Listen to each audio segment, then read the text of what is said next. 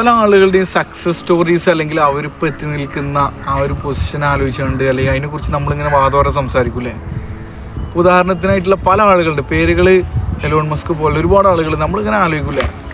അതായത് ഇവരെ പോലെ ആയാൽ മതി, ഇവരെ പോലെ ആയാൽ മതി എന്നൊക്കെ സംഭവം. അവരൊക്കെ ആയതെങ്ങനെ അറിയോ, സ്വന്തമായിട്ടുള്ള സംരംഭങ്ങളിൽ നിന്ന് അത്രയും അതിൻ്റെ പീക്കിൽ ഹൈ എൻഡിൽ നിന്നിട്ട് അവരുടെ കീഴിലാണ് ആളുകൾ. പക്ഷെ നമ്മുടെ ഒരു പൊതുവെ സ്വഭാവം അങ്ങനെ അറിയോ, നമ്മളിപ്പോഴും ഇപ്പം നിങ്ങൾ ഈ വീഡിയോ കണ്ടുകൊണ്ടിരിക്കുമ്പോൾ ഏതെങ്കിലും ഒരാളുടെ കീഴിൽ ജോലി ചെയ്തുകൊണ്ടിരിക്കുമായിരിക്കും അല്ലേ. ഏതൊരു ഓഫീസ് ജോബ് ആവട്ടെ, എന്ത് പരിപാടികളാകട്ടെ, നമ്മൾ റിസ്ക് എടുക്കാൻ തയ്യാറല്ല. ഇപ്പം നമ്മൾ ഇപ്പോൾ ഒരുപാട് ആളുകളെ കുറിച്ച് നമ്മളിങ്ങനെ സംസാരിക്കും, ഒരതായി ഇതായി എന്നൊക്കെ പറഞ്ഞിട്ട്. അത് അവർ ഒരു ലൈഫ് ചേഞ്ചിങ് മൊമെൻ്റ് അവർക്ക് ഉണ്ടാകുന്ന എപ്പോഴും അറിയുമോ, അവർ റിസ്ക് എടുക്കാൻ റെഡി ആയ സമയത്താണ്.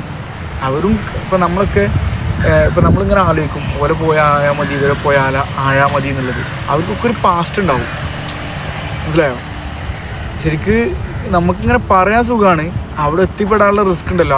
അവരുടെ സക്സസ്സും കാര്യങ്ങളൊക്കെ നമ്മൾ സോഷ്യൽ മീഡിയയിൽ എൻജോയ് ചെയ്യുന്നതും കാണുന്നത് സക്സസ് ആയതിന് ശേഷമാണ്. ആ സക്സസ്സിലേക്ക് എത്താനുള്ള ഒരുപാട് പിന്നിട്ട വഴികളുണ്ട് അല്ലേ.